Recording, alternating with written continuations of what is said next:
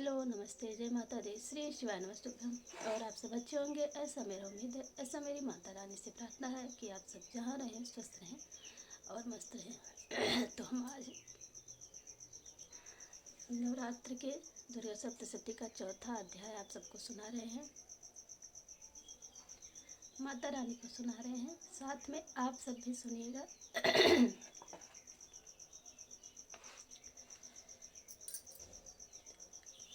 कुष्मांडेति पुष्मांडेति चतुर्थकम। चतुर्थो अध्याय इंद्रादि देवताओं द्वारा देवी की स्तुति।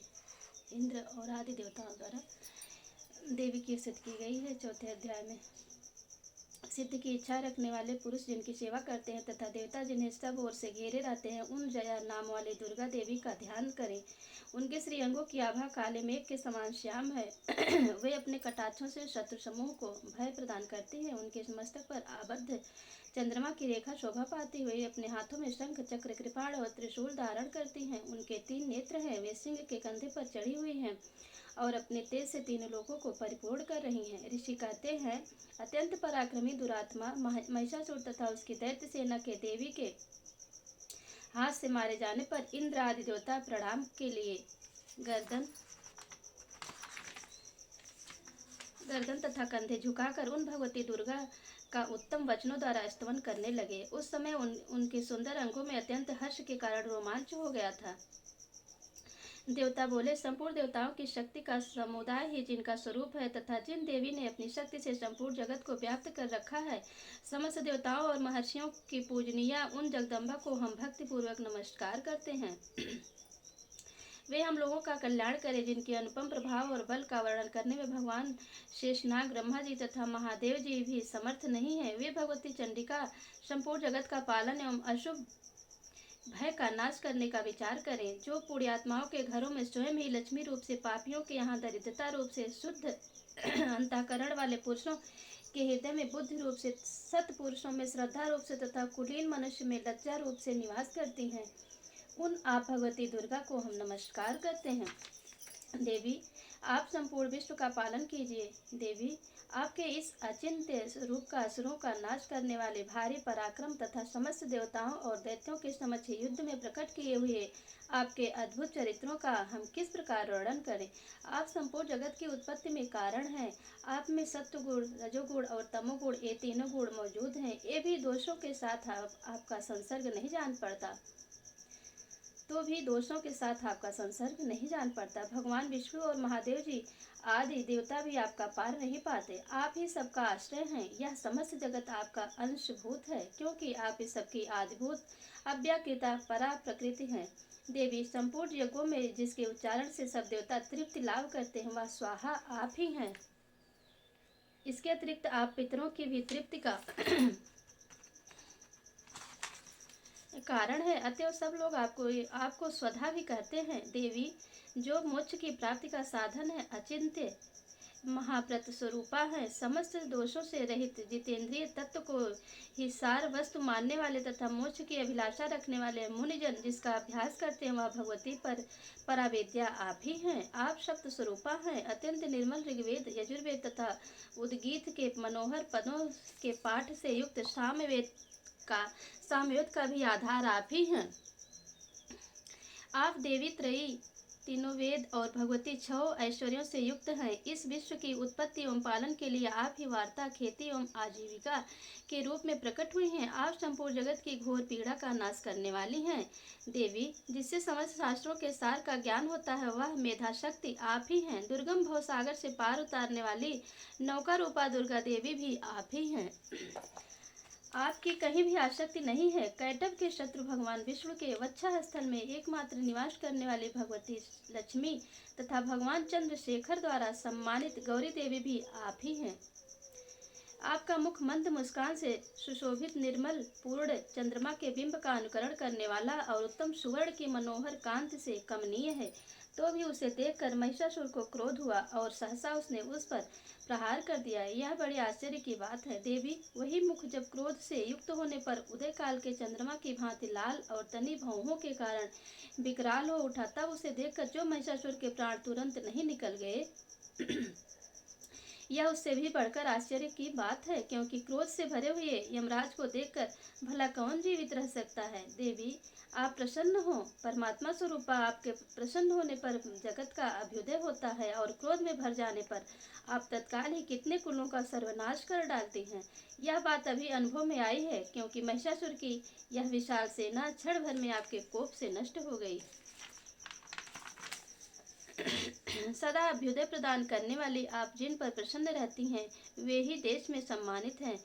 उन्हीं को धन और यश की प्राप्ति होती है। उन्हीं का धर्म कभी शिथिल नहीं होता, तथा वे ही अपने हृष्ट पुष्ट स्त्री पुरुष पुत्र और भृत्यों के साथ धन्य माने जाते हैं। देवी, आप ही कृपा से आपकी ही कृपा से पुण्यात्मा पुरुष प्रतिदिन अत्यंत श्रद्धा पूर्वक सदा सब प्रकार के धर्मानुकूल कर्म करता है और उसके प्रभाव से स्वर्गलोक में जाता है। इसलिए आप तीनों लोकों में निश्चय ही मनोवांछित फल देने वाली हैं। माँ दुर्गे, आप स्मरण करने पर सब प्राणियों का भय हर लेती हैं और स्वस्थ पुरुषों द्वारा चिंतन करने पर उन्हें परम कल्याणमयी बुद्धि प्रदान करती हैं। दुख दरिद्रता और भय करने वाली देवी, आपके सिवा दूसरी कौन है जिसका चित्त सबका उपकार करने के लिए सदा ही दयार्द रहता हो। देवी, इन राक्षसों के मारने से संसार को सुख मिले तथा ये राक्षस चिरकाल तक नरक में रहने के लिए भले ही पाप करते रहे हों, इस समय संग्राम में मृत्यु को प्राप्त होकर स्वर्गलोक में जाएं। निश्चय ही यही सोचकर आप शत्रुओं का वध करती हैं। आप शत्रुओं पर शस्त्रों का प्रहार क्यों करती हैं? समस्त शस्त्रों को दृष्टिपात मात्र से ही भस्म क्यों नहीं कर देती? इसमें एक रहस्य है। ये शत्रु भी हमारे शस्त्रों से पवित्र होकर उत्तम लोकों में जाएं। इस प्रकार उनके प्रति भी आपका विचार अत्यंत उत्तम रहता है।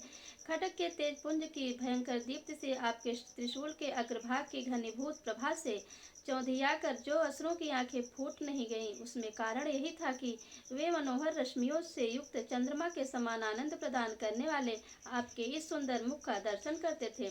देवी, आपका शील दुराचारियों के बुरे बर्ताव को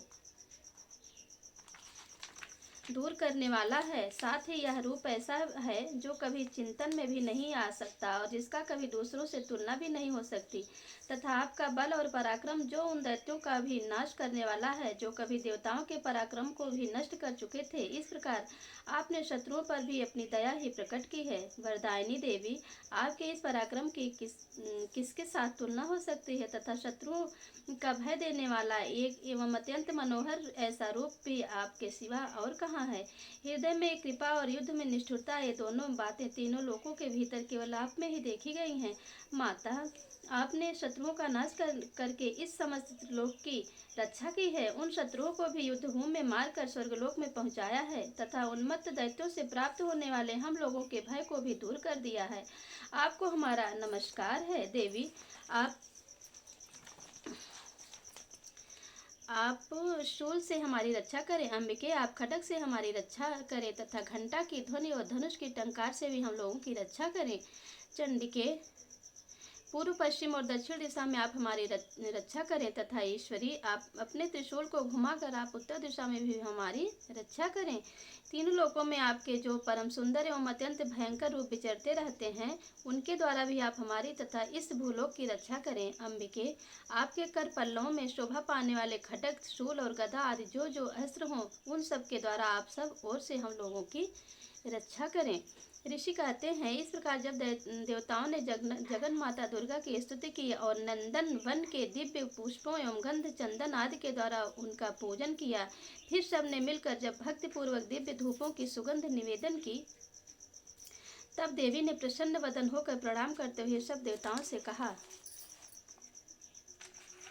देवी बोली, देवताओं, तुम सब लोग मुझसे जिस वस्तु की अभिलाषा रखते हो उसे मांगो। देवता बोले, भगवती ने हमारी सब इच्छा पूर्ण कर दी। अब कुछ भी बाकी नहीं है, क्योंकि हमारा यह शत्रु महिषासुर मारा गया। महेश्वरी, इतने पर भी यदि आप हमें और वर देना चाहती हैं, तो जब आपका स्मरण करें तब आप दर्शन देकर हम लोगों के महान संकट दूर कर दिया करें। तथा प्रसन्नमुखी अंबिके, जो मनुष्य इन स्तोत्रों द्वारा आपकी स्तुति करे, उसे वित्त, समृद्धि और वैभव देने के साथ ही उसकी धन और स्त्री आदि संपत्ति को भी बढ़ाने के लिए आप सदा हम पर प्रसन्न रहें। ऋषि कहते हैं, राजन, देवताओं ने जब अपने तथा जगत के कल्याण के लिए भद्रकाली देवी को इस प्रकार प्रसन्न किया, तब वे तथास्तु कहकर वहीं अंतर्धान हो गई। भूपाल, इस प्रकार सब पूर्व काल में तीनों लोकों का हित चाहने वाली देवी जिस प्रकार देवताओं के शरीरों से प्रकट हुई थी, वह सब कथा मैंने कह सुनाई। अब पुनः देवताओं का उपकार करने वाली वे देवी दुष्ट दैत्यों तथा शुंभ निशुंभ का वध करने एवं सब लोगों की रक्षा करने के लिए गौरी देवी के शरीर से जिस प्रकार प्रकट हुई थी, वह सब प्रसंग मेरे मुँह से सुनो। मैं उसका तुमसे यथावत वर्णन करता हूँ। इस प्रकार श्री मार्कंडेय पुराण में सावर्णिक मनवंतर की कथा के अंतर्गत देवी महात्म्य में शक्रादि स्तुति नामक चौथा अध्याय पूरा हुआ। जय माता दी।